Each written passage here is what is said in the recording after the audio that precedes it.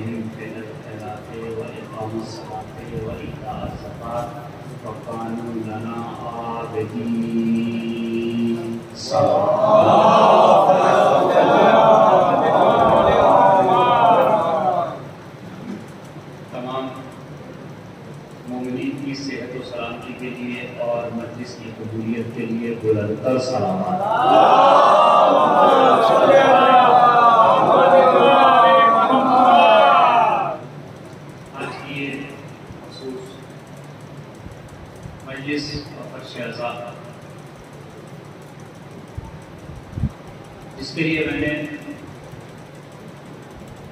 قرآن مجید کے سورہ انبیاء کی 73 نمبر کی آیت کو عنوان سخن قرار دیا.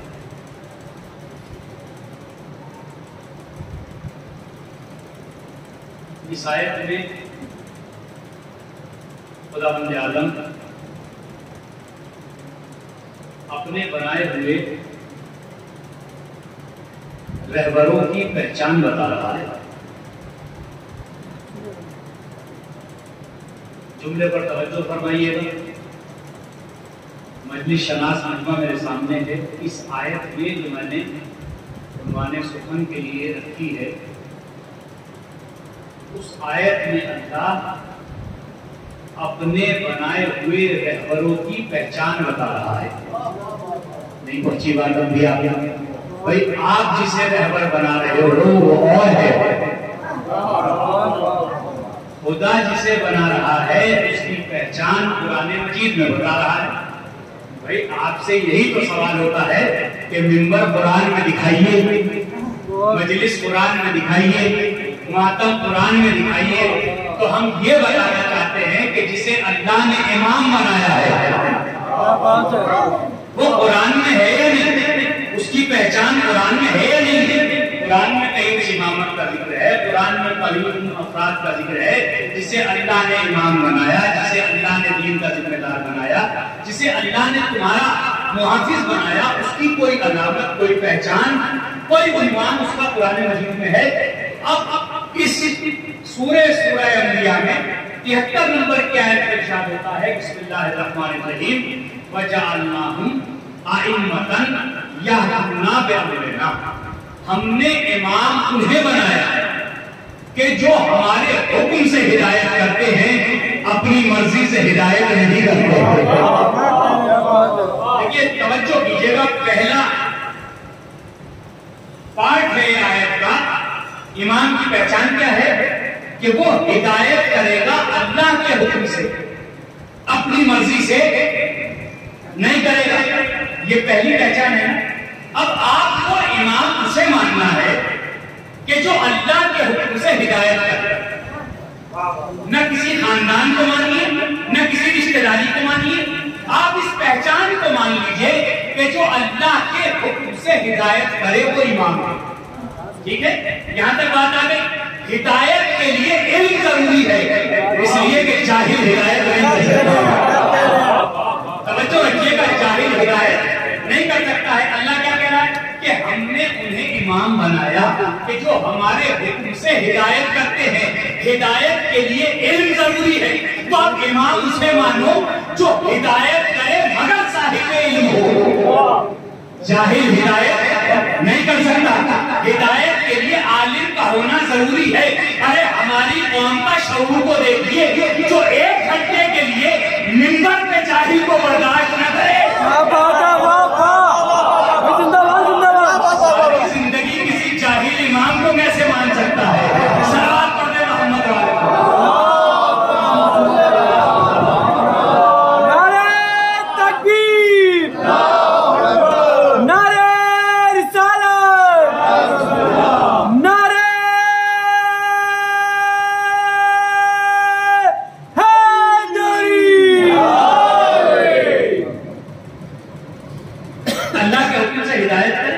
ہدایت کے لیے علم ضروری ہے, جاہل ہدایت نہیں کر سکتا. اس لیے کہ جاہل جب بھی بولے گا معاشرے میں جھگڑا ہو جائے گا, چونکہ اسے پتا تو کچھ ہے نہیں, اسے تو بولنا ہے. اور ظاہر سی بات ہے جب جاہل بولتا ہے تو فساد ہوتا ہے, اور جب عالم بولتا ہے تو اتحاد ہوتا ہے. سمجھیے آپ اس بات کو. اللہ نے پہلے ہی قید لگا تھا کہ امام اسے مانو جو ہمارے حکم سے ہدایت کرے. ہدایت کا لازمہ یہ ہے کہ جب تک علم نہ ہو, ایجوکیشن نہ ہو, تب تک ہدایت نہیں ہو سکتی. لوگ ہمارے پیچھے پڑے ہیں کہ آپ فلاں کو امام کیوں نہیں مانتے. مجھے ایک بتائیے بات کہ میں اسے امام کیسے مانوں جو اونٹ اور اونٹنی کے فرق کو محسوس نہ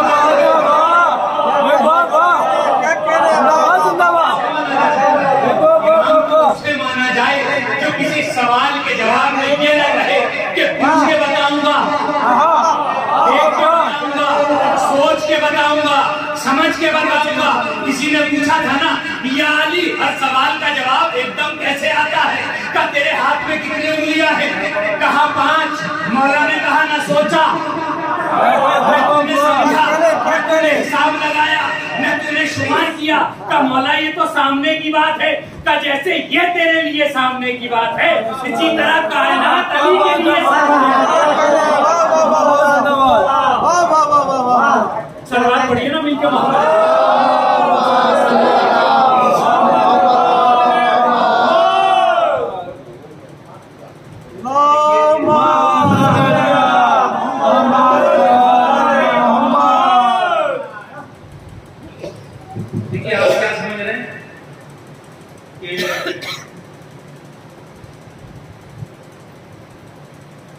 شیطان کی کوششیں جو ہے وہ وہاں पिक्चर हॉल में होती। क्या बात है, क्या कहने। शैतान की कोशिशें ये है कि ये किसी तरह डिस्टर्ब हो, कभी तार पे जाके बैठेगा, क्या बात है, वाह। कभी लाइन को डिस्टर्ब करेगा, तो यहाँ तो नहीं आएगा, नहीं पहुंच रही बात। शैतान का काम ये है कि वो आपको सिराते मुस्तकीम से भटकाए। तो भाई पिक्चर हॉल कौन सा सिराते मुस्तकीम है? वो तो नहीं भटकाएगा, जाते रहो वहां, उसका तो काम हो गया। तो ऐसी जगह से आपको भटकाएगा, कभी माइक, कभी पंखा, कभी लाइट। मगर अहले बैत के चाहने वाले हालात से अपने मिजाज को तब्दील नहीं करते। अहले बैत के चाहने वाले अपने मिजाज से हालात को बदलने की ताकत रखते हैं। यही वजह है कि हालात बिगड़ते रहे, न सिर्फ यहाँ रुका न वहां रुका।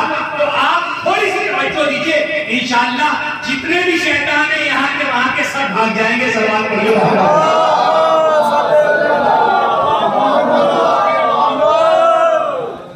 इमाम की पहचान अल्लाह बता रहा है कि तुम्हें जाहिल को इमाम नहीं मानना, जाहिल को इमाम नहीं मानना, या ना अमरना, इसलिए कि वो हमारे हुक्म से हिदायत करता है। ठीक है, हमारे हुक्म से वो हिदायत करता है, वो जाहिल नहीं होता। ये पहली सिफत है उसकी जिसे अल्लाह ने इमाम बनाया। ठीक है, अब आपको यही रहना है कि भाई हम इमाम उसे मानेंगे जिसके पास हर शय का इल्म हो। इमाम वो मानेंगे, लड़ाई की कोई बात नहीं है, झगड़े की कोई बात नहीं है, फिसाद की कोई बात नहीं है। हम इमाम उसे मानेंगे कि जिसके पास हर शय का इल्म हो। आगे नमाज के हाथ। इसका मतलब यह है कि ना मिंबर पे आना इमामत की दलील है, न मेहराब में खड़ा होना इमामत की दलील है, बल्कि इल्म इमामत की दलील है। इमाम मस्जिद में आ जाए तब भी इमाम है, इमाम घर में बैठ जाए तब भी इमाम है। इसलिए कि न वो तुम्हारे बिठाने का मोहताज है, न वो तुम्हारे बनाने का मोहताज है। उसे तो अल्लाह ही ने इमाम बनाया है ना। तो जो आलिम है उसे इमाम माना, और जिसे इमाम बनाया अल्लाह ने उसे साहिबे इख्तियार बनाया। क्या बनाया? साहिबे इख्तियार।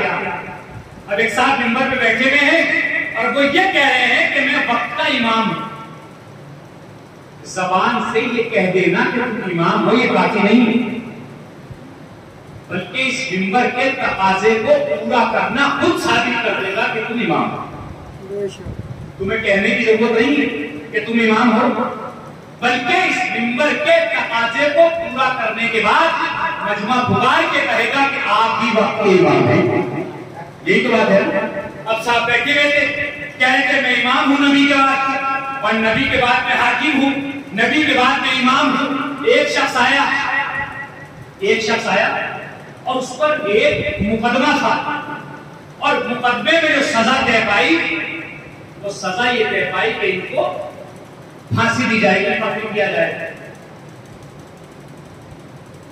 जो मिंबर पे बैठे थे उन्होंने कहा कि बताइए आपकी आखिरी ख्वाहिश क्या है? आपकी आखिरी ख्वाहिश क्या है? उसने कहा कि मैं एक प्याला पानी पीना चाहता हूं। क्या पीना चाहता हूं? पानी। एक मिट्टी के प्याले में पानी आ गया। जब पानी आ गया, दरबार सजा हुआ है, जल्लाद खड़े हैं, जो अपने को इमाम कह रहा है वो मिंबर पे बैठा है, इधर उधर वजीर और मुशीर की कुर्सियां लगी हुई हैं। उसने प्याले को उठाया, उठाने के बाद कहा सरकार जब तक मैं ये पानी ना पी लूं तब तक मुझे कत्ल ना किया जाए। उसने कहा मैं एग्री हूं इस बात पर। कहा भाई सबकी मौजूदगी में मैं ये बात कह रहा हूं कि जब तक मैं ये पानी ना पी लूं तब तक मुझे ना मारा जाए। कहा ठीक है नहीं मारा जाएगा।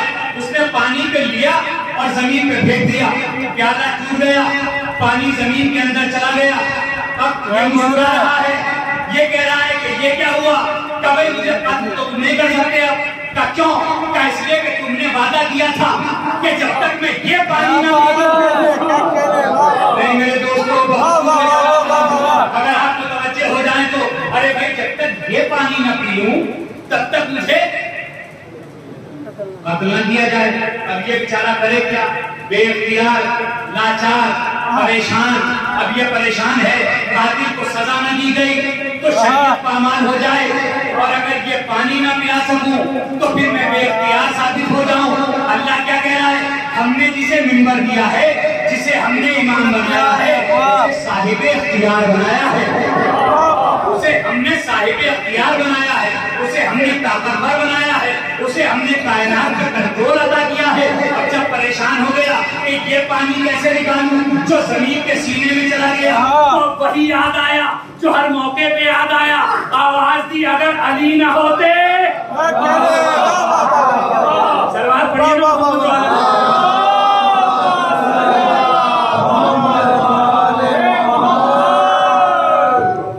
کون سلوات پڑھے؟ محمد والے.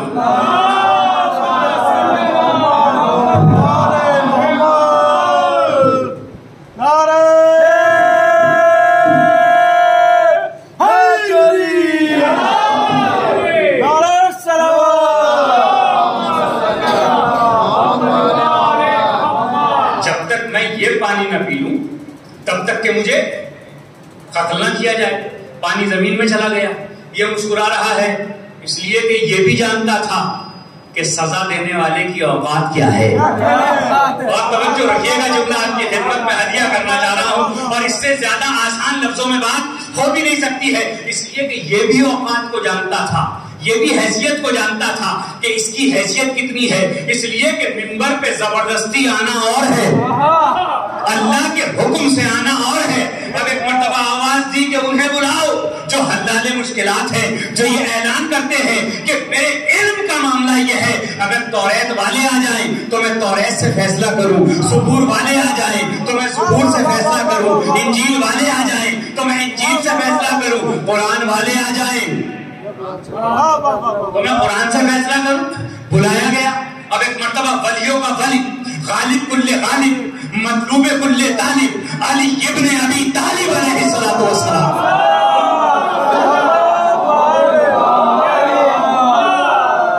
مرتبہ تشریف لائے، اور اب جو تشریف لائے تو کہا سرکار مسئلہ یہ ہے، مسئلہ یہ ہے. میں نے کہا بھائی مسئلہ ہے تو حل کرو. بھائی جب حل کرنے کی جگہ بیٹھے ہو، حل کرنے کی جگہ پہ بیٹھے ہو تو حل کرو. یہ علی کی احتیاج تمہیں کیوں ہے؟ انہوں نے بلا کے بتا دیا کہ چاہے دل سے مانو چاہے زبان سے مانو، علی کے بغیر گزارا ہو نہیں سکتا ہے. توجہ رکھیے گا، میرے مولا کے بغیر گزارا ہو نہیں سکتا ہے. اب آ گئے، جب آ گئے تو میرے مولا نے پوچھا ماجرا کیا ہے. اب سارا ماجرا سنایا گیا، اور جب ماجرا سنایا گیا تو میرے مولا نے اس مجرم سے جس پر سزا نافذ ہوئی تھی اس سے پوچھا بھائی کیا بات ہے؟ کہ سرکار میں نے ایک پیالہ پانی مانگا، اور پانی مانگنے کے بعد میں نے کہا تھا کہ جب تک میں یہ پانی نہ پی لوں تب تک مجھے قتل نہ کیا جائے. تو ایک مرتبہ میرے مولا نے کہا پھر کہ میں نے پانی زمین میں پھینک دیا. نہ بادشاہ کی طاقت تھی کہ وہ پانی مجھے پلا سکے، نہ وزیر کی حیثیت تھی کہ وہ پانی مجھے پلا سکے، نہ مشیر کی ہمت تھی کہ وہ پانی مجھے پلا سکے. اس لیے کہ یہ مالک اختیار والے نہیں ہے، یہ کچھ بھی حیثیت نہیں رکھتے ہیں، یہ تو صرف زبان سے بولنا جانتے ہیں، ان کے حیثیت اور اختیار کچھ بھی نہیں ہے. جب بتا میرے مولا نے کہا کہ بتاؤ کیا چاہتے ہو؟ کہ سرکار چاہتے یہ ہے کہ اسے سزا ہو جائے. کہ سزا کب ہوگی؟ کہ سرکار جب میں یہ پانی پی لوں. بس ایک مرتبہ نگاہ ابو تراب نے تراب کو غور سے دیکھا. نگاہ ابو تراب نے تراب کو غور سے دیکھا، اور دیکھنے کے بعد کہا اگلنا شروع کر. اب ظاہر سی بات ہے کہ جب ابو تراب کہہ رہا ہے تو تراب کی حیثیت کیا ہے؟ پانی نے نکلنا شروع کیا، پیالے میں آنا شروع ہوا، اور اب جو پانی پی لیا گیا تو یہ سرکار کہتے ہیں جلات سے کہ مارو. اس نے ہاتھ جوڑ کے کہا یا علی جب اتنا احسان کیا ہے کہ ان کی حیثیت پہچانوا دی تو ایک احسان اور کر دیجئے، میں ان کے ہاتھ سے مرنا نہیں چاہتا. میں کہاں لے جانا چاہ رہا ہوں؟ ارے سرکار آپ نے اتنا احسان کر دیا کہ میری تمنا آخری پوری کر دی، تو اتنی اور پوری کر دیجئے کہ میں ان کے ہاتھ سے مرنا نہیں چاہتا ہوں، مجھے آپ ہی سزا دے دیجئے، میں آپ کے ہاتھ سے مرنا چاہتا ہوں. ارے اب بھی علی کا مرتبہ سمجھ میں نہیں آیا. علی کی ذات وہ ہے جس کے ساتھ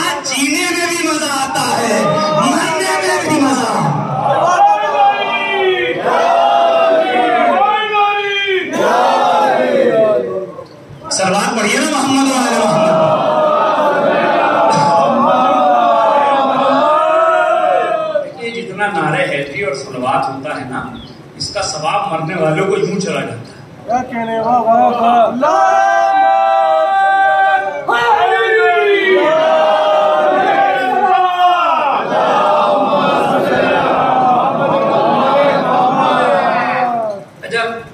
بڑی سینسٹیو بات کہنا چاہ رہا ہوں، سمجھدار مجمع میرے سامنے ہے. کچھ لوگ ثواب کے قائل ہی نہیں. کیا بات. کوئی کہتے ہیں میاں یہ ثواب کیا چیز ہے؟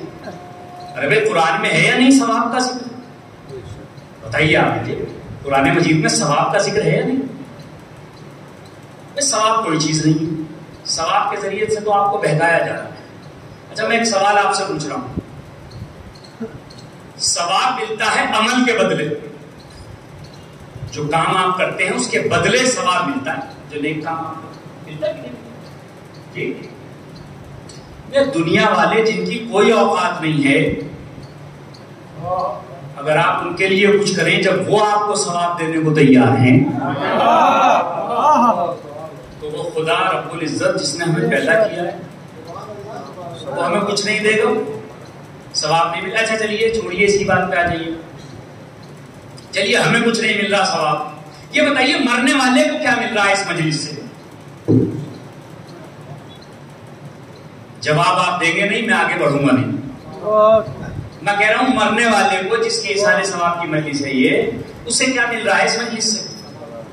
نہیں جاگ رہے ہیں آپ. میں کیا کہنا چاہ رہا ہوں بھائی، آپ اتنی دور سے تشریف لائے ہیں اس مجلس میں، آپ کو مجلس سننے کو مل رہی ہے، انہیں کیا مل رہا ہے بھائی؟ جب انہیں کچھ مل نہیں رہا تو کر کیوں رہے ہو اس پروگرام کو؟ اور میں کیا کہنا چاہ رہا ہوں میرے دوستوں، بھائی توجہ کریے گا آپ اگر باتیں آپ تک پہنچ رہی ہوں. ایک سلوات پڑھ لیجیے محمد وعلى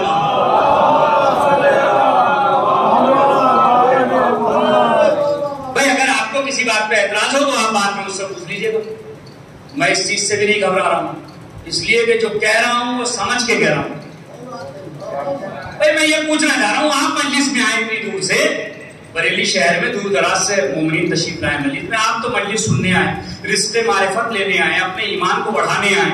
جن کے نام پہ مجلس ہو رہی انہیں کیا ملے گا بھائی؟ کیا بات ہے، واہ واہ. نہیں پہنچی بات آپ تک. جب انہیں کچھ ملے گا نہیں تو ان کے بچوں کو یہ پروگرام کرنا ہی نہیں چاہیے، اس لیے کہ پروگرام ہے ان کا جو چلے گئے ہیں، تو اس کا مطلب یہ ہے کچھ تو ہے جو انہیں جائے گا، جو انہیں جائے گا اسی کو ثواب کہا جاتا ہے. کوئی تو جائے گا نا. کیوں؟ ثواب کیا چیز ہے؟ ثواب ہے مرنے والا عمل نہیں کر سکتا، اس کا عمل کا جو چیپٹر ہے وہ کلوز ہو گیا، ثواب کا میٹر چل رہا ہے. نہیں پہنچی بات آپ تک. بہت بڑا جملہ میں نے کہا ہے. ارے بھائی مرنے والا عمل ہی تو نہیں کر سکتا، آپ ثواب کا میٹر یہاں سے چل رہا ہے، یہاں سے بھیجتے رہو. اب بھی خدا سمجھ میں نہیں آیا کہ وہ خدا کتنا مہربان ہے کہ مرنے کے بعد بھی کھاتے کو کھول رکھا ہے، کہ یہاں سے کرتے چلے جاؤ وہاں پہنچتا چلا جائے گا. بھائی یہاں سے عمل کرو وہاں پہنچے گا، اس کے پاس پہنچے گا. اسی لیے ہم اصال ثواب کرتے ہیں، اسی لیے ہم مرنے والے کا اصال ثواب کرتے ہیں تاکہ اسے یہاں سے ثواب پہنچتا رہے، یہاں سے ثواب پہنچتا رہے.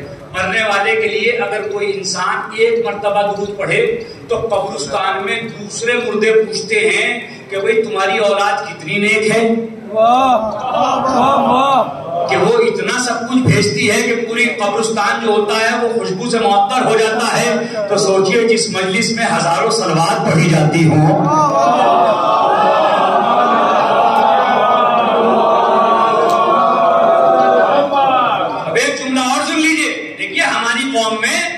میت کو گاڑ کے آنے کا کوئی پروسیجر نہیں ہے کہ مر گیا مردود. نہیں پہنچی بات آپ تک. میں کیا کہنا چاہ رہا ہوں، مر گیا مردود، نہ فاتحہ نہ درود. ہم فاتحہ کر کے بتاتے ہیں، نہ ہمارا زندہ مردود ہے نہ مردہ.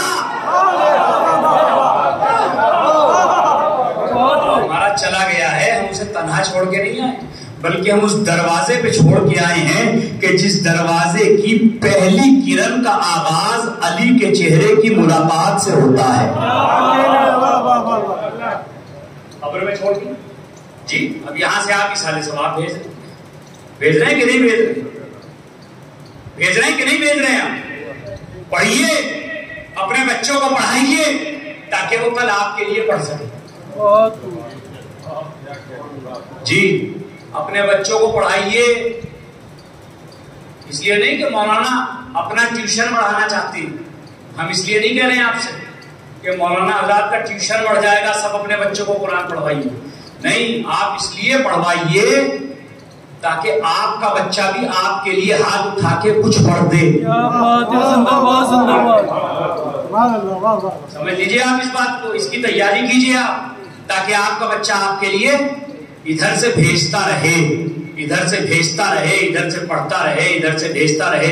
اسی لیے تو اصالِ ثواب کی مجلسوں میں بلا کے فاتحہ خوانی کا سلسلہ جاری ہے, تاکہ ہمارے چھوٹے بچے بھی سمجھ جائیں کہ مرنے کے بعد کیا چیز جا سکتی ہے, نہیں جا سکتی. اس چیز کو تو سمجھیے نا کہ مرنے کے بعد ہوگا کیا, وہاں کچھ چاہیے ہوگا تو کیسے جائے گا, کوئی کیسے جائے گا وہاں پر. ارے بھائی آپ اگر بلندی پہ رہتے ہیں, 20 مالے پہ رہتے ہیں آپ, اور آپ کو کوئی چیز چاہیے نیچے سے, اور آپ کی طاقت نہیں ہے کہ آپ اوپر سے نیچے آ کے کچھ چیز لے جائیں, تو ضرورت ہے کسی ایسے طاقتور کی جو آپ کے ساتھ ہو, جو آپ کو یہاں سے وہاں بھیجتا رہے, یہاں سے وہاں بھیجتا رہے, یہاں سے وہاں بھیجتا رہے, یہاں سے وہاں بھیجتا رہے.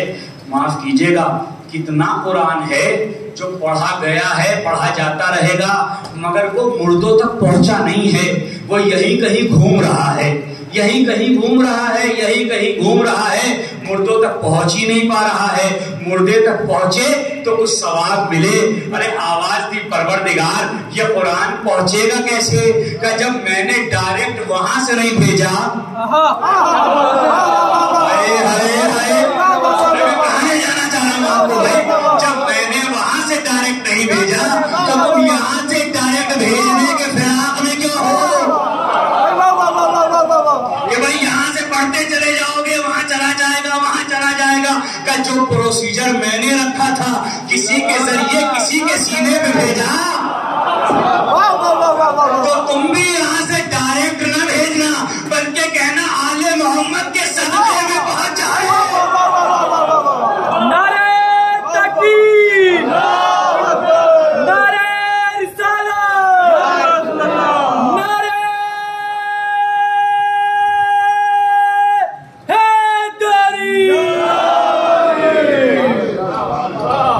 بتائیے مجھے آپ, یہاں سے ثواب بھی تو پہنچ رہا ہے, ثواب پہنچ رہا ہے کہ نہیں پہنچ رہا ہے مرنے والے؟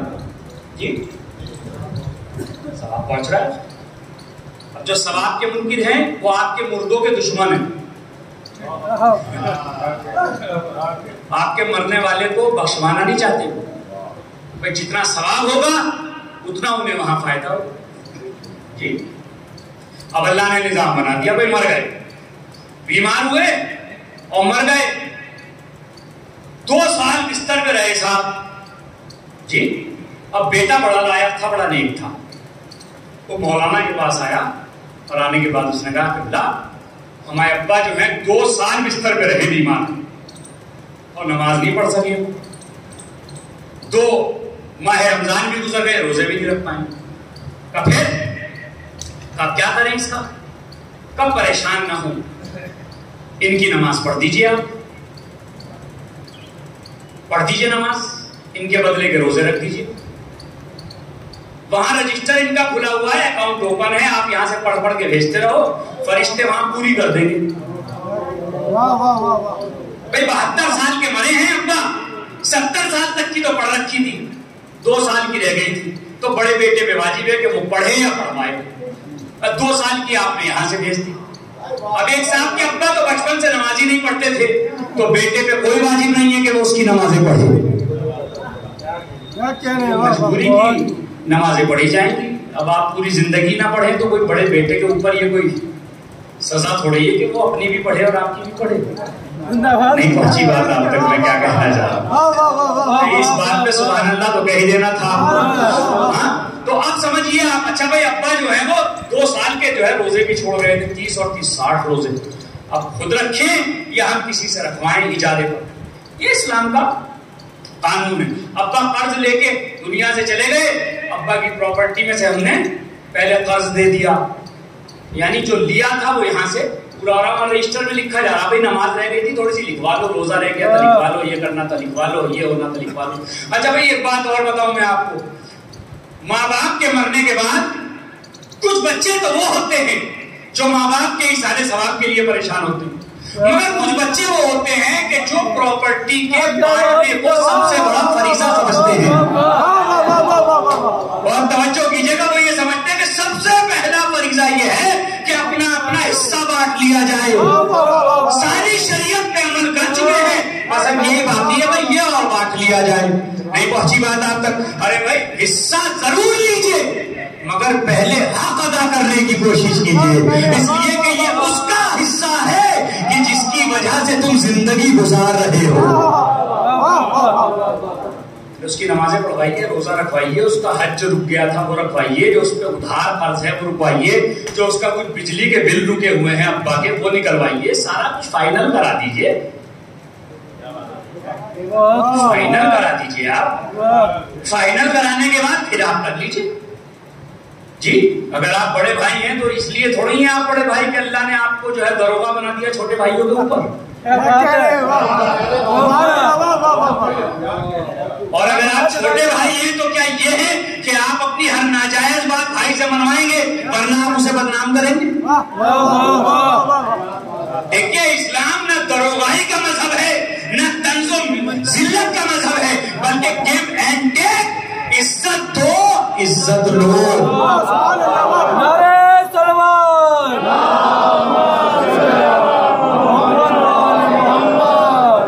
आप समझिए इस बात को। अरे भाई अगर माँ बाप हैं आपके और माँ बाप दुनिया से चले गए हैं तो पहले उनके बारे में सोचिए कि जो कुछ मिला है आपको नहीं माँ बाप के जरिए तो मिला है ना, तो पहले उनके बारे में सोचिए कि उनको वहां कोई प्रॉब्लम ना हो, जैसे उन्होंने तुम्हें यहाँ कभी बिस्तर पे प्रॉब्लम नहीं होने दी। तुम छोटे से थे, रो रहे थे, रात को 12 बजे हुए थे, शहर में कर्फ्यू था, कोरोना था, परेशानी थी, बाप अपनी दवा लेने नहीं जा रहा था, मगर जब बच्चे को नजला हुआ तो रात में ढूंढ रहा है, ताल्लुक बना रहा है, किसी मेडिकल स्टोर से बात कर रहा है, किसी तरह बच्चे की दवा मिल जाए। तो जो बाप इतना मेहरबान है, मरने के बाद सिक्के बांटने ना बैठो, बल्कि ये सोचो पहले कि उसकी बख्शिश का हमें इंतजाम करना है, इसलिए कि जो कुछ है हमारे पास उन्हीं का दिया हुआ है, माँ बाप ने दिया। अच्छा भाई नमाज भिजवा दिया, अब्बा की नमाज पहुंच गई है 2 साल, ठीक है, यहां से वहां पहुंच गई, अब्बा वहां खुश हो रहे हैं तो भाई बड़ा अच्छा बेटा है हमारा जी, बड़ा अच्छा बेटा है। हमने कहा मियां जो कुछ है वो आप ही का है। का क्यों? का जैसा खिलाया था वैसे ही चल रहा है जी। देखिए कहीं कहीं होता है कि अच्छा खिलाने के बाद भी आदमी बिगड़ जाता है, लेकिन अक्सर ऐसा नहीं होता है, कभी कभी होता है। 1 आध 2 4 केस आज से मिल जाएंगे आपको तारीख में, इस्लाम में भी मिल जाएंगे तो उनके घर में सब कुछ पाको पाकीज़ा था, फिर भी आदमी बिगड़ गया, इसलिए कि उसने अपने नफ्स की पैरवी करी और शैतान से झमेला, शैतान को समर्थन दे दिया। अरे समर्थन का प्रोग्राम इस साल का नहीं है, ये तो जनाबे आदम के जमाने से चला रहा है। काबिल ने शैतान को समर्थन किया, समझिए आप, ये तो उसी दौर से चला रहा है, शैतान को समर्थन हो रहा है, चल रही है बातें जिंदगी चले, क्योंकि आदमी ये समझ रहा है कि उसे यही रहना है। कोई सोच रहा है मुझे यही रहना है, कहीं जाना नहीं है, मुझे मरना नहीं है, मुझे तो इसी जमीन पे रहना है, जो चाहे वो कर लूं, मैं तो लोहे का हूं, चाहे जो कर लूं, मैं ना गलूंगा ना सड़ूंगा ना मैं मरूंगा ना कब्र में जाऊंगा, कुछ नहीं है, बस मैं तो जो हूं मैं, मेरे साथ तो कुछ होने वाला। तो यहां से नमाज पहुंच गई साहब, रोजा पहुंच गया, हज पहुंच गया, हज नहीं किया था अब्बा ने, अब्बा छोड़ गए थे 50 लाख रुपए, तो बांटो मत अभी, पहले अब्बा का हज करवाओ, उस पैसे में से अब्बा का हज भी हो गया साहब। अब पता लगा कि साहब वो फला जगह अब्बा के बिजनेस में इतने पैसे जो है उनके तरफ आए हुए, किसी के कमाई से भी लौटा, सारा सब कुछ करते चले जाइए आप। यहाँ से नमाज भी पहुंच रही है, रोजा भी पहुंच रहा है, हज भी पहुंच रहा है, ज़कात भी पहुंच रही है, खुर्स भी पहुंच रहा है, जो कुछ रुक गया था वो आप यहाँ से पहुंचा रहे हैं। ऐसा करते हैं कि नहीं करते हैं? ایسا ہوتا ہے کہ نہیں ہوتا ہے؟ بھائی پیچھے تک پوچھ رہا ہوں نوجوان دوستوں، بھائی جو رک گیا ہے وہ یہاں سے پہنچائیے. یہی تو ہے نا جناب کہ جو رک گیا ہے یہاں سے پہنچائیے. پروردگار تو نے نظام بنایا کہ جو عمل یہاں سے رہ گیا ہے وہ تو اکاؤنٹ ہمارا بند نہیں کرے گا، ہماری لائق اولاد یہاں سے پہنچاتی رہے گی. آواز پروردگار آئی، کچھ چیزیں ہیں جو یہاں سے پہنچے گی، کچھ چیزیں وہ ہیں جو خود لے کے جانی ہے، یہاں سے نہیں پہنچے گی چاہے جتنی کوشش کر لو. کہ وہ کیا ہے؟ ایک صاحب میرے پاس آئے کہ مولانا ہمارے ابا نماز چھوڑ گئے تھے. میں نے کہا پڑھا کے بھجوا دو. کہ روزہ چھوڑ گئے تھے. میں نے کہا رکھوا کے بھجوا دو. کہ مولانا ایک کام اور تھا وہ اور کرا دیجئے. میں نے کہا وہ کیا؟ کہ ہمارے ابا سب کچھ مانتے تھے، علی کو مولا نہیں مانتے تھے. اور توجہ رکھیے گا، علی کو مولا نہیں مانتے تھے تو کیا میں ان کے بدلے کا مان لوں وہاں بات پہنچ جائے گی؟ میں نے کہا نہیں، عقیدہ خود ماننا پڑے گا، عمل یہاں سے پہنچتا رہے گا.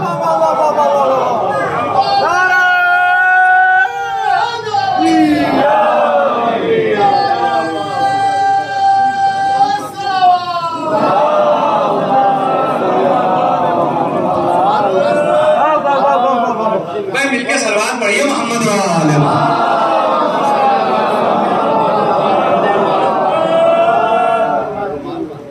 بھائی نوجوان دوست جو ہے میرے، ان تک باتیں پہنچ جائیں اس لیے کہ بزرگ تو بہتر جانتے ہیں اس سے. آپ کسی یونیورسٹی میں جائیں ایڈمیشن کے لیے تو اس میں نام، پیرنٹس نیم اور جو کالم اس میں پڑھتے جاتے ہیں اس میں ایک کالم آتا ہے کوالیفیکیشن. کیا آتا ہے؟ کوالیفیکیشن کتنی ہے آپ کی، یہاں لکھیے آپ کیا کر رکھا ہے آپ نے، اس کے اوپر آپ کا ایڈمیشن ہوگا نا. بھائی بیس والا ہے نہیں آپ کے پاس رزلٹ، یا تو فیل ہے یا ہے نہیں. آپ یہ سمجھے کہ آپ اپنی دولت، طاقت، اپنی حکومت، اپنی کرسی کی بنیاد پر کسی یونیورسٹی میں جا کے یہ کہیں کہ بھئی ہمیں ماسٹرز میں ایڈمیشن لینا ہے لیکن ہمارے پاس گریجویشن پاس کی کوئی ڈگری نہیں، تو کیا آپ کی صحت، آپ کی طاقت، آپ کی دولت، آپ کا اختیار، آپ کی کرسی، آپ کی سرکار کیا آپ کو ایڈمیشن دلا سکتی ہے؟ بہت توجہ چاہ رہا ہوں میں آپ سے، اگر جواب دیں گے تو میں بات کو آگے بڑھاؤں گا. ارے بھائی یہ بتائیے ایڈمیشن ہو سکتا ہے کہ آپ کی طاقت کی بنیاد پہ، آپ کی خوبصورتی کی بنیاد پر، آپ کے چہرے کی چمک دمک کی بنیاد پر، کیا آپ کی کرسی کی بنیاد پر آپ کا ایڈمیشن نہیں ہو سکتا؟ چاہے آپ وائس چانسلر کے بیٹے ہی، وائس چانسلر کا دوست ہونا تو بہت دور کی بات ہے. نہیں پہنچ رہی بات آپ تک، میں کہاں لے جانا چاہ رہا ہوں. ارے بھائی وائس چانسلر کے دوست کے بیٹے کا داخلہ تو بہت دور کی بات ہے. وائس چانسلر کا بیٹا ہی اگر اس بات پر قابض نہیں ہے کہ اس کے پاس گریجویشن کی ڈگری ہو تو پھر اس کا بھی داخلہ ایم اے میں، ماسٹرز میں نہیں ہو سکتا. اس لیے کہ یہ نظام ہے، جب تک اس نظام کو پورا نہ کیا جائے تب تک اوپر کی کلاس میں نہیں بٹھایا جائے گا. چاہے تعلقات کتنے بھی ہوں، چاہے وائس چانسلر ہی کے بیٹے کیوں نہ ہو، تو دوست کے بیٹے کا کیا مرتبہ کہ وائس چانسلر کے دوست کے بیٹے ہیں، ہمارا تو داخلہ ہو ہی جانا چاہیے. ارے جس نے قبر کے فارم میں ولایت علی کو بھرا ہی نہیں ہے،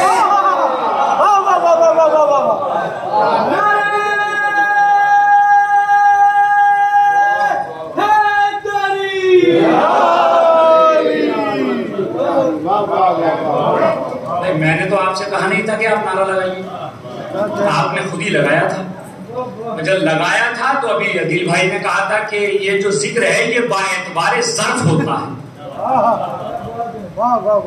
نام لیا کرے، خوش ہو کے نام لیا کرے، اس لیے کہ آپ نے کسی ایسے کو امام نہیں مانا ہے جس نے آپ کو کبھی کسی موڑ پہ شرمندہ کیا ہو.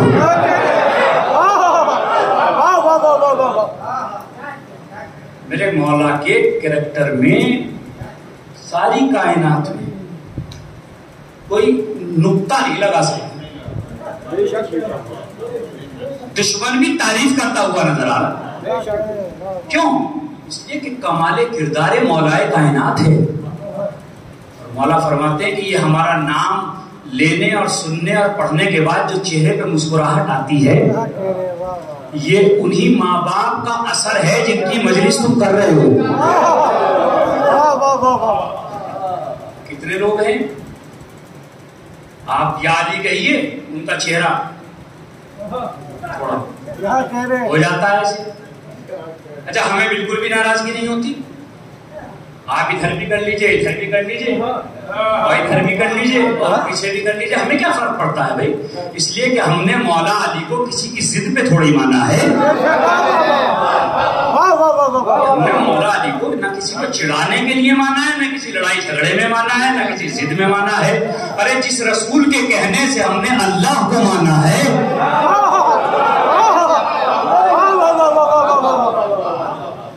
اسی رسول کے کہنے سے ہم نے مولا علی کو مانا. ہم نے کون سا اپنی مرضی سے مانا ہے بھائی؟ حضرت علی کو مولا مانتے ہیں آپ؟ پیچھے تک مانتے ہیں نا؟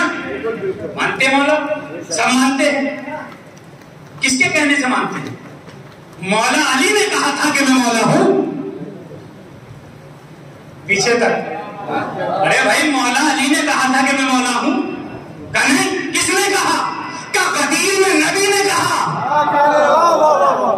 کہ علی مولا ہے تو ہم نے علی کو مولا مانا, تو رسول کے کہنے سے مانا. تو ہم سے زیادہ کون رسول کو مانتا ہے؟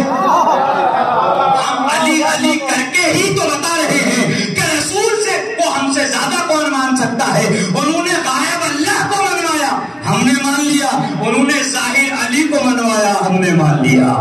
صلوات پڑھے محمد.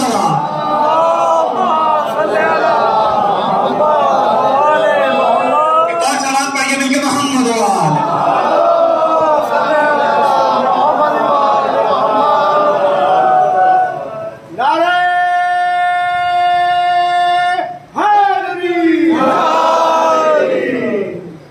کچھ لوگ جو ہیں وہ نوجوان وہ کہتے ہیں کہ بھائی وہ یہ بڑا مرتبہ ہے باپ کا بڑا مرتبہ. اف نہیں کہہ سکتے ہیں آپ. کیا نہیں کہہ سکتے؟ نوجوان بھائی جو بچے بیٹھے ہوئے جو کیا نہیں کہہ سکتے؟ اف. بھائی اف نہیں کہہ سکتے تو اس سے آگے تو کچھ ہے ہی نہیں. تو سب سے چھوٹی کیٹیگری ہے الفاظ کی, اف نہیں کہہ سکتے. قرآن کا فیصلہ ہے, تمہیں پال رہے ہیں, پال رہے کہ نہیں پال رہے؟ ابا تمہارے تمہیں پال رہے ہیں تو اب تم انہیں اف نہیں کہہ سکتے. ماشاءاللہ آپ کی بھی شادی ہو گئی, اللہ نے آپ کو بھی صاحب اولاد کر دیا. اب آپ بھی اپنے بیٹے کو پال لیں. پہنچ گئی بات, سلسلہ پہنچ گیا. اب بیٹا چوڑا ہوا جسے باپ نے پال کے 25 سال میں مضبوط کر دیا تاکہ اس کائنات کی آندھیوں کا اس کے وجود پہ کوئی اثر نہ پڑے. جب وہ اتنا طاقتور بنا کہ انسان کو اس کے باپ نے بھیج دیا گیا, اس کی شادی ہوئی, اللہ نے اسے صاحب اولاد کیا. 1-2 سال پال کے بیٹا چوڑا ہو کے کہہ رہا ہے ارے بھائی ابا نے اگر ہمیں پالا تو کیا بات ہے, ہم بھی تو اپنے بیٹے کو پال رہے ہیں. نہیں پہنچی بات آپ تک بھائی, توجہ کر لیجیے گا. بہت بڑا پیغام ہے جو آپ کی خدمت میں پیش کرنا چاہ رہا ہوں. یہ آوازیں آتی کہ نہیں آتی ہیں؟ ارے بھائی اگر ابا نے پالا ہے تو ہم بھی تو پال رہے ہیں اپنے بیٹے کو. اچھا بات بالکل ٹھیک سی بھی ہے, ٹھیک سی نہیں ہے بات, یہ بات تو ٹھیک سی ہے نا بھائی. ابا نے ہمیں پالا, ہم اپنے بیٹے کو پال رہے ہیں. بتائیے آپ بھائی, جیسے انہوں نے ہمیں پالا ایسے ہم اپنے بیٹے کو پال رہے ہیں. اللہ کیا کہہ رہا ہے کہ اف نہ کہنا. بھائی ہم ابا کو اف نہ کہیں, ہم بھی تو اپنے بیٹے کو پال رہے ہیں. متوجہ ہیں آپ؟ جملہ ہدیہ سماعت کرنا چاہ رہا ہوں. ارے بھائی ہم اپنے بیٹے کو پال رہے ہیں, ہمارے باپ نے ہمیں پالا ہے, تو اس میں کمال کی کیا بات ہوئی؟ آواز پروردگار آئی کہ تم جسے بیٹا سمجھ کے پال رہے ہو وہ تمہارا بیٹا بعد میں ہے, میرا بندہ پہلے ہے.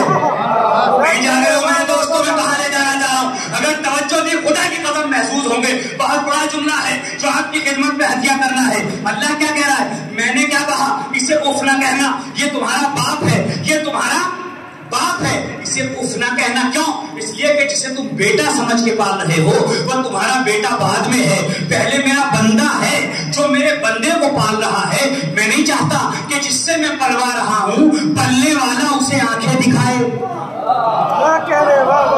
نہیں توجہ فرمائی، میں کہاں لے جانا چاہ رہا ہوں؟ ارے بھائی اللہ کیا کہہ رہا ہے؟ یہ جسے تم پال رہے ہو نا بیٹے کو، یہ میرا بندہ ہے اور میں تم سے اپنے بندے کو پلوا رہا ہوں. تو یہ پالنا معمولی بات نہیں ہے، یہ پالنے کا کام بہت بڑا ہے، یہ پالنے کا مرتبہ بہت بڑا ہے. بھائی توجہ کیجیے گا کہاں لے جانا چاہ رہا ہوں میں آپ کو. ارے بھائی پالنے کا مرتبہ بہت بڑا ہے. میں تمہارے بچے کو پلوا رہا ہوں، یہ میرا بندہ ہے. تو جو میرے بندے کو پال رہا ہے اس بندے کو یہ حق نہیں ہے کہ وہ اپنے پالنے والے کو اف کہہ سکے، پالنے والے کو آنکھیں دکھا سکے. پروردگار تیرے نظام کے قربان، پروردگار آواز دے گا ارے جسے میں عام بچے کو پلوا رہا ہوں جب اس کے لیے کچھ برداشت نہیں کرتا تو جس سے میں اپنے محمد کو پلوا رہا ہوں.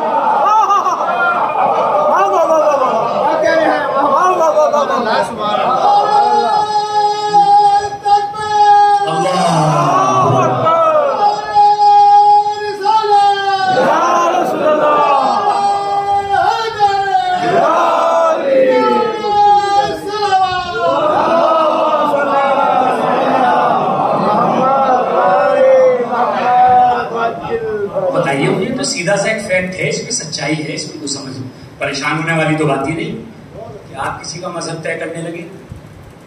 اللہ تو یہ چاہتا ہے کہ جسے میں نے کائنات میں سب سے افضل بنایا وہ بھی ابو طالب کے سامنے اف نہ کرے. اللہ کہہ رہا ہے نا کہ جس سے پلواؤں گا پلنے والے سے کہوں گا کہ اف نہ کہنا. نہیں پہنچی بات آپ تک. حضرت ابو طالب کی شان کو ملاحظہ فرمائیے. ارے جو نبی سارے نبیوں کو بخشوائے گا جب اسے یہ حق نہیں ہے کہ ابو طالب کو اف کہے تو کسی مولوی کا فتویٰ کیا کارگر ہوگا؟ جی بھائی اللہ کے نبی کیوں آئے تھے؟ اللہ کے نبی کیوں آئے تھے اس دنیا میں؟ مسلمان بنانے آئے تھے. کیا بنانے آئے تھے؟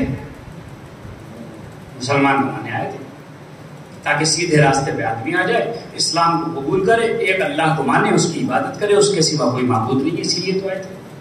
جی یہی تو پیغام تھا نا اللہ کا جو نبی دینے آئے تھے. حضور کو جس نے مانا کیا اس نے نبی کی سیرت پہ عمل کیا؟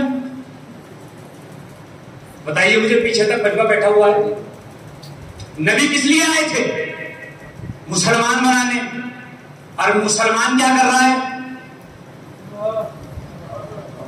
وہ سب کو کافر بنا رہا ہے. یہ کافر ہے، وہ کافر ہے، وہ کافر ہے، یہ کافر. نہیں پہنچی بات آپ؟ ارے بھائی کافر وہ نہیں ہے جسے مولوی زبان سے کہہ دے.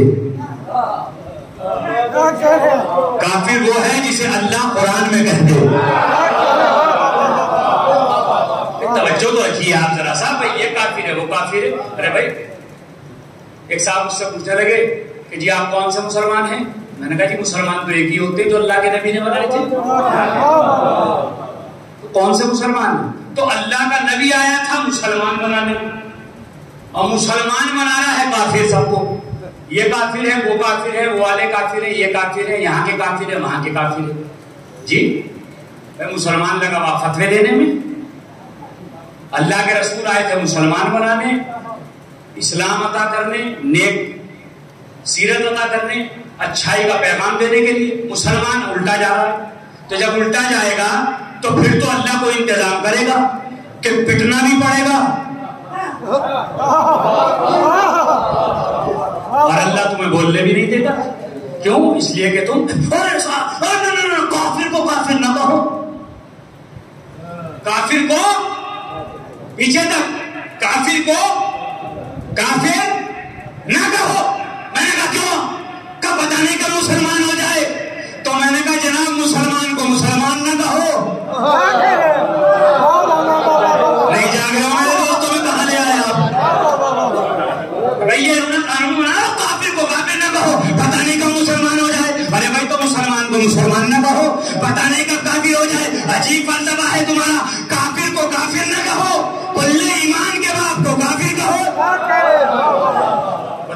بتائیے مجھے آپ کو کیا لگتے کسی کو کافر کہنے کے لیے؟ آپ کسی کو کیسے کافر کہہ سکتے ہیں؟ کیسے آپ بتائیے؟ آپ کو حق ہے، آپ نے جب دیکھا نہیں تو آپ کہہ کیسے سکتے ہو؟ آپ کسی کو بے نمازی نہیں کہہ سکتے جب تک کہ آپ نے دیکھا نہ ہو اس کو رات دن کے وہ نماز نہیں پڑھتا۔ یا اپنی قبر کی تیاری کرو، دوسرے کی قبر کے لیے آپ کیوں پریشان ہو رہے ہو بھائی؟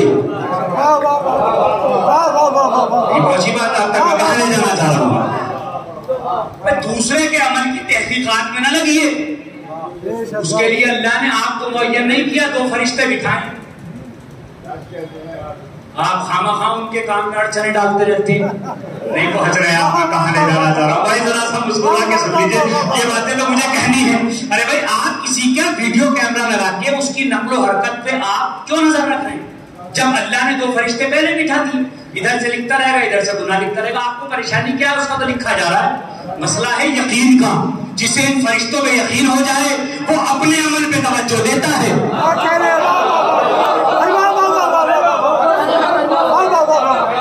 دوسرے کے چکر میں پڑتا ہی نہیں ہے، دوسرے کے چکر میں تو وہ پڑتا ہے جسے نہ اپنوں کا یقین ہے نہ اس کے والوں کا یقین ہے، لیکن جسے یقین ہے کہ یہ 2 لکھ رہے ہیں تو اب سب کچھ کرنے سے پہلے سوچ لیا کرو کہ 2 کیمرے یہاں لگے ہوئے ہیں۔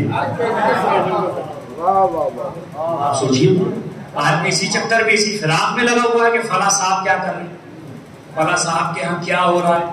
ارے بھائی فلاں صاحب کے ہاں جو ہو رہا ہے وہ اپنا حساب اپنی قبر میں دیں گے، آپ کو نہیں دینا ان کا حساب، آپ کو تو اپنا دینا ہے۔ ہاں کوئی بات مجمع عام پہ ہونے لگے، سڑک پہ ہونے لگے، امام بارگاہ میں ہونے لگے تو باطل کا آپ وروध کیجیے، وہاں آپ چپ نہ بیٹھیے، اس لیے کہ کیمرے کے سہارے سے ہی پولیس چور کو پکڑتی ہے۔ بچوں کی جگہ میں کہاں لے جانا چاہ رہا ہوں آپ کو؟ ارے بھائی مجمع عام پہ کوئی نازیبا حرکتیں کرے تو اس کا بائیکاٹ کیجیے، اس کو بتائیے، پہلے سمجھائیے، اس کے بعد بائیکاٹ کیجیے۔ لیکن اگر کوئی گھر میں ہے آپ خواہ مخواہ اس کے بارے میں انومان لگا لیں، جی انومان تو ان کے غلط ہو جاتے ہیں جو 50 سال پڑھ کے سائنٹسٹ بنے ہوئے ہیں نا، وہ 2007 میں دنیا کو ختم کر رہے تھے، 22 آ گیا ابھی تک۔ تو انومان وغیرہ نہ لگایا کیجیے، بلکہ بہترین عمل جو اہل بیت علیہ الصلوۃ والسلام کی محبت کی روشنی میں کیا جائے اس کی طرف متوجہ ہونے کی کوشش کریں۔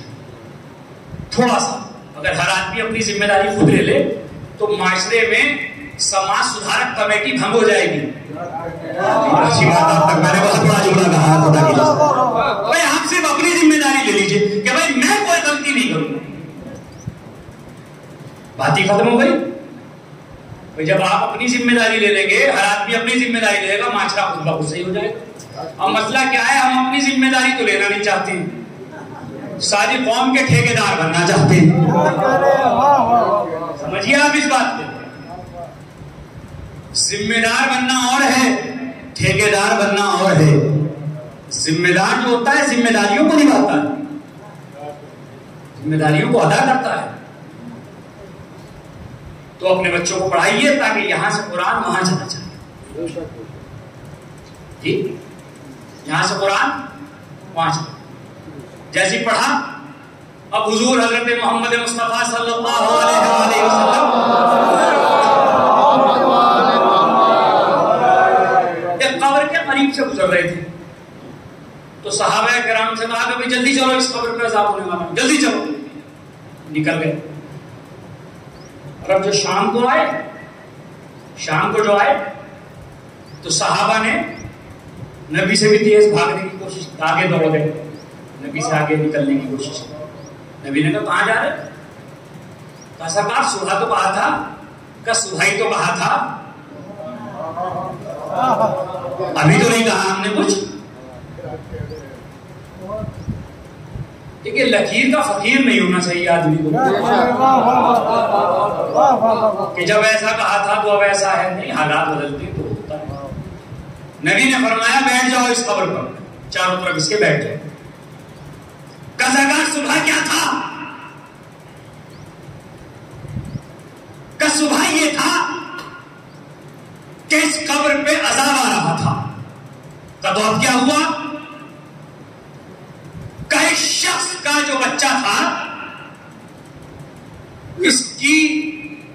مرحوم کی زوجہ نے اس کو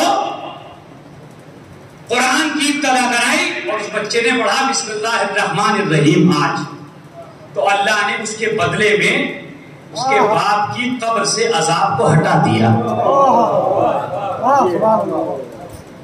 پہنچ گئی بات آپ تک؟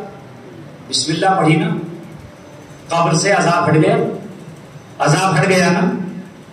ارے سرکار ابو طالب کو کیا پہچانے گی یہ دنیا کہ اگر ایک بچہ اپنے باپ کے لیے بسم اللہ پڑھ دے تو اس کی قبر پہ سے تو عذاب ہٹ جائے، اور جس کا بیٹا قرآن بھی سنائے۔ نہیں جاگ رہے ہو میرے دوستو؟ میں بہانے جانا چاہ رہا ہوں آپ کو۔ ارے بھائی نہیں، بات کو ذرا سا مکمل، بھائی جس کے سینے میں قرآن ہے وہ جہنم میں تو نہیں جائے گا؟ نہیں جائے گا، اس کے سینے میں قرآن ہے۔ اب یہ پتہ کیسے لگے سینے میں ہے یا نہیں؟ بھائی ہر پڑھنے والا کہہ رہا ہے میرے سینے میں ہے قرآن، بہت معذرت کے ساتھ، بھائی آپ پڑھ رہے ہیں قرآن، آپ سمجھ رہے ہیں میرے سینے میں ہے قرآن، میں پڑھ رہا ہوں، میں سمجھ رہا ہوں، بھائی طے کیسے ہو سینے میں قرآن ہے؟ دیکھیے جب قرآن پڑھا جاتا ہے نا، پڑھا جاتا ہے گلے سے، اور قرآن کی آیتیں جھک کے دل میں دیکھتی ہیں، محبت علی ہے تو اتر جائیں گی،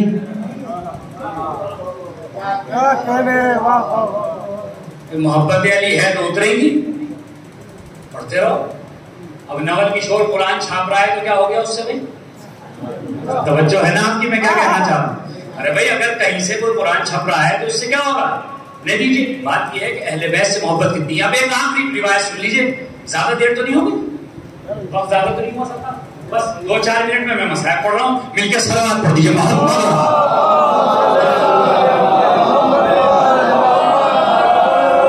بھائی ایسی صلوات چاہیے، اور جب صلوات بلند ہوتی ہے تو ہم سب کے مرتبے بھی اللہ کی بارگاہ میں بلند ہو جاتے ہیں۔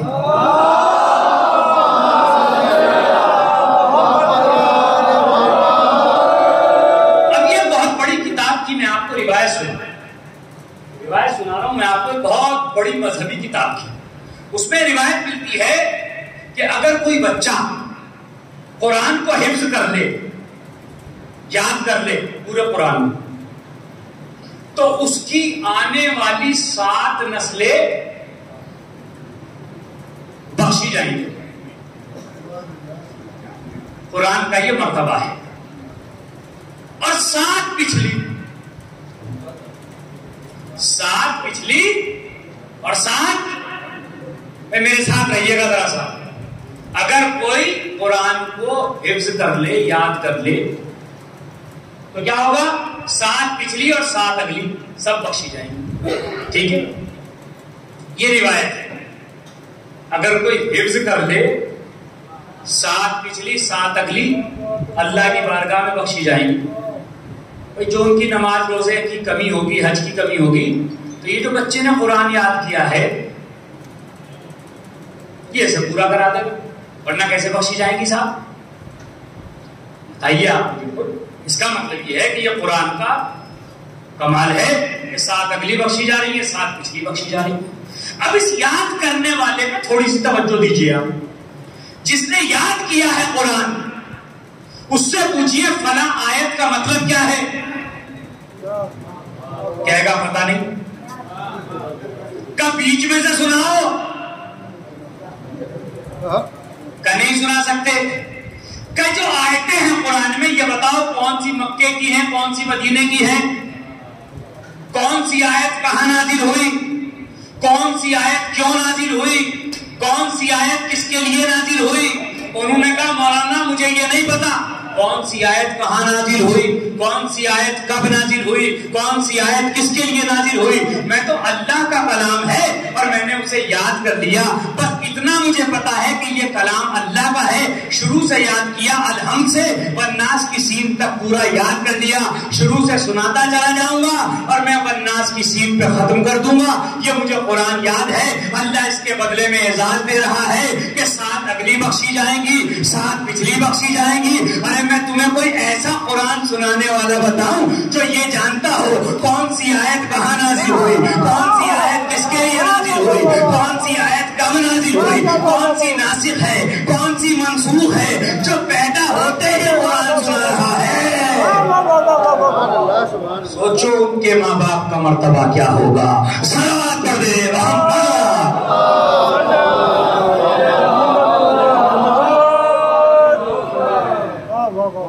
اس کے مرتبے کو سمجھیے.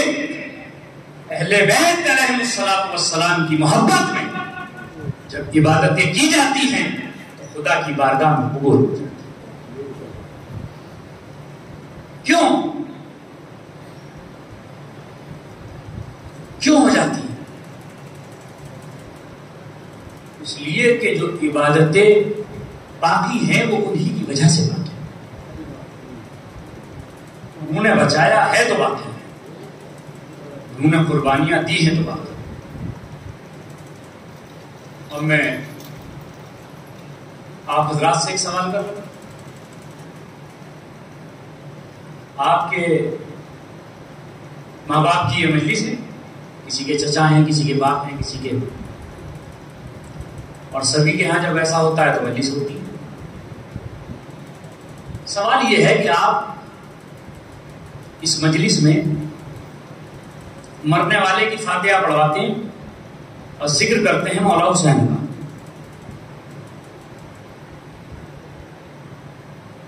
کیوں یاد کرتے ہیں آپ انہیں؟ یہ مجلس تو ہمارے ابا کی ہے، ہمارے چچا کی ہے، ہماری پھوپھی کی ہے، ہماری خالہ کی ہے، انہیں کو یاد کر لیا جائے. تو بس فاتحہ پڑھوا دی، ذکر تو اہل بیت کا ہوگا بس، اور کسی کا نہیں ہوگا. معلوم ہے اس کی وجہ کیا ہے؟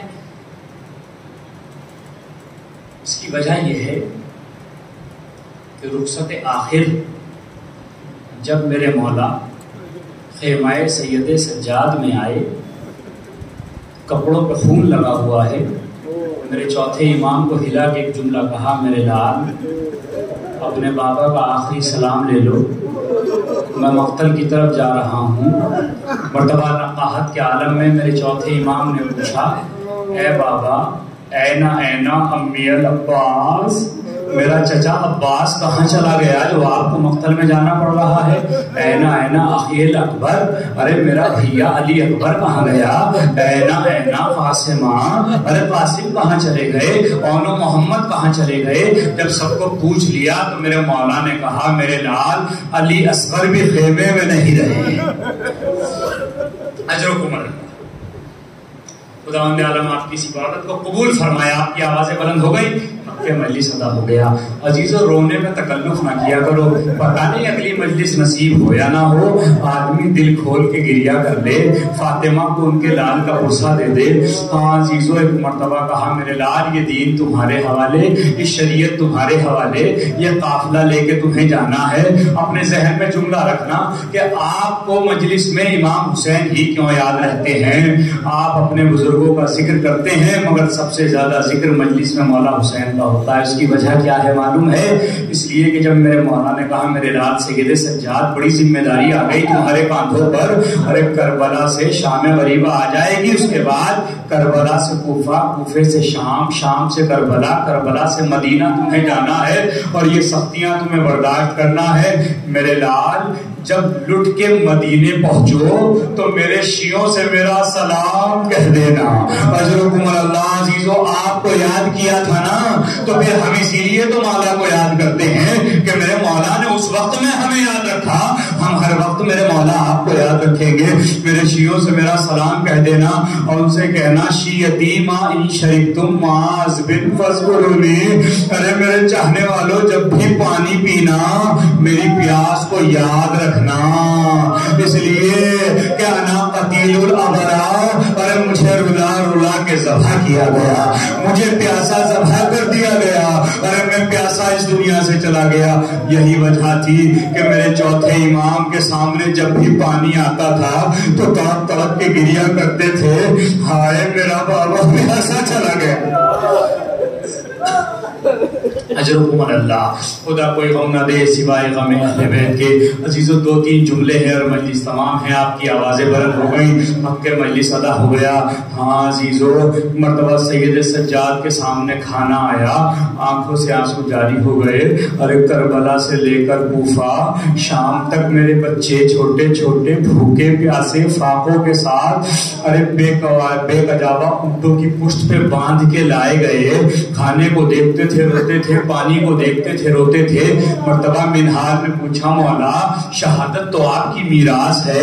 تو مرتبہ میرے مولا فرماتے ہیں ارے ایک بات بتاؤ, حضرت یعقوب کے 12 بیٹے تھے, ایک آنکھوں سے غائب ہو گیا تھا تو اتنے روئے تھے کہ آنکھیں سفید ہو گئی تھی. آئے میرے تو 18 بنی ہاشم مارے گئے, میرا بھیا علی اکبر مارا گیا, ارے میرے قاسم و محمد مارے گئے, میرا بابا حسین مارا گیا. منہال کہتے مولا شہادت تو آپ کی میراث ہے. مرتبہ مولا سجاد فرماتے ہیں اب بھی منہال تو نے انصاف نہ کیا. ارے شہادت ہی تو ہماری میراث ہے. ارے کیا یہ بھی ہماری میراث ہے کہ مائیں بہنیں بیدا شرابیوں کا دربار, شرابی بیٹھے ہوئے ہیں, ہماری مائیں بہنیں کھڑی ہوئی ہے, منادی ندا دے رہا ہے قافلہ دیکھو. اسی لیے میرے مولا نے کہا تھا سب سے زیادہ مصیبتیں شام میں پڑی. انا للہ و انا الیہ